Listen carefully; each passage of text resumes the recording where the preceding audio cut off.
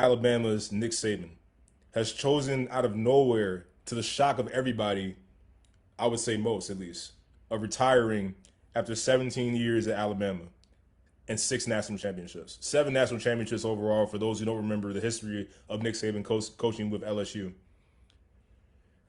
A lot of you guys know that I'm an Alabama fan.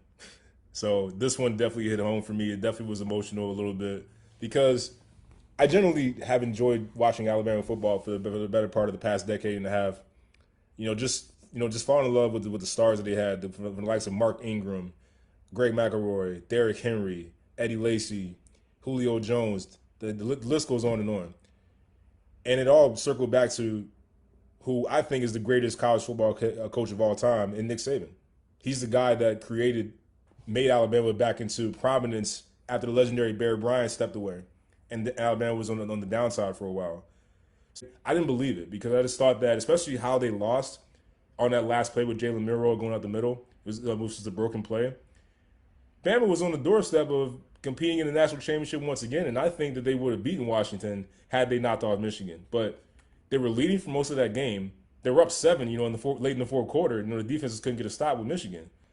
But then I listened to his interview, and listening to him talk about it, basically the thing that jumped out to me was he said that if I can't give my 100% to this job, my absolute best, if I feel like I can't do that, or I feel like it's really hard to do that now, I got to step away. And I respect that. The hardest thing in the world, and I can tell you just from experience as an athlete myself, it's really, really hard to walk away. It's really hard to say goodbye to something that is who you are. The sport, it becomes who you are. It should not be who you are. It should be what you do. The future of Alabama looks very much in question all of a sudden because now 5-star recruits are suddenly decommitting and choosing other schools. We just had Isaiah Bond, one of Alabama's top receivers. Just filed his paperwork for transfer. We're not sure what's going to happen with Jalen Milroe, the starting quarterback, who I think has a chance to win the Heisman next year. We have no idea what's going to happen with him. But for the first time in 17, 18 years, we have no idea what Alabama is going to look like. And it's a time that comes for every program, every team, every fan base.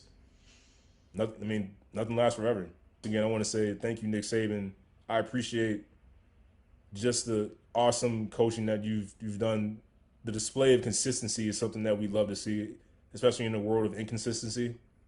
And I definitely just want to say I appreciate that. As a fan, I'm going to miss him. I definitely am. Alabama's not going to be the same.